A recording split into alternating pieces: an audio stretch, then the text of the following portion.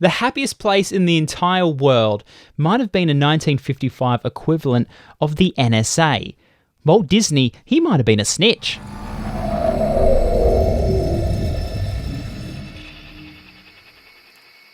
Walt Disney is the quintessential American hero who's come from nothing, built an entire empire, and in 2004, Meryl Streep at the National Board of Review dinner slammed him for his sexist and anti-Semitic views. Could it be true? Our Walt Disney? Well, if it's true, someone better turn that freezer off. Who's there? I'm the fuller brush man. I'm giving a free sample. This is a scene from the original Three Little Pigs cartoon. It has since been redrawn to not include a negative representation of a Jewish peddler. These sorts of clips help fuel the idea that Walt was anti-Semitic and even a Nazi sympathizer. In 1938, a terrible time for Jews in Germany, just a month after the Night of Broken Glass, where hundreds of Jewish Germans were either incarcerated or killed, Walt hosted Leni Riefenstahl, one of Hitler's propaganda filmmakers, giving her a welcome tour of his studios. When Leni returned, it is reported that she said, "It was gratifying to learn how thoroughly proper Americans distance themselves from the smear campaign of the Jews." In Walt's defense, his studio did make anti-Nazi propaganda films, and many of his Jewish employees said he was pleasant to work for. In 1944, during the Cold War, the Motion Picture Alliance was formed. This group tasked themselves as a reservoir of Americanism for the American people in the interests of America. If that all sounds a little too patriotic and vague, it's pretty much the Hollywood anti-communist group.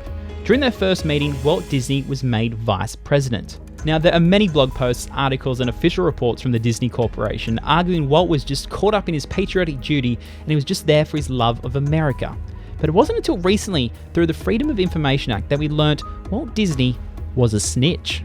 Walt Disney, Hollywood's Dark Prince, by Mark Elliott, makes the argument that Walt was an informant for the FBI, feeding the names of people he worked with who he believed to be communists.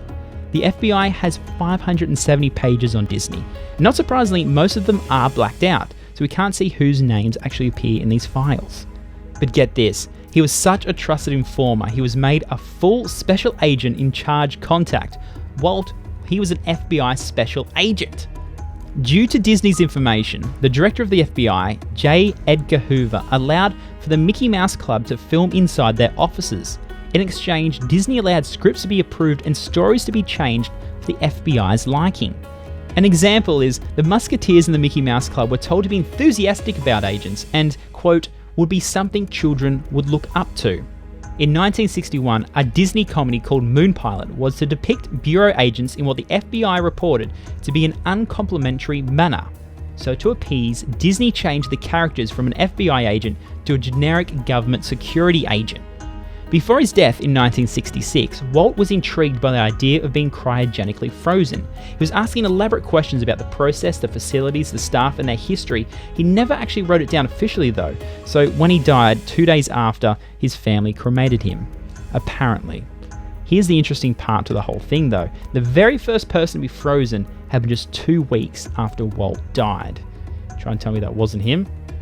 But it doesn't stop there. The final conspiracy about Walt being frozen is that Disney only released the movie Frozen so people would stop searching for information about his death. And it worked. Look what happens when I put in Disney Frozen. Nothing about Walt. Well, there you go. What do you guys reckon? Make sure you leave your comments in the comment section below and let us know any conspiracy theories you have as well. And make sure to subscribe because next week we're going to be doing something a little bit different.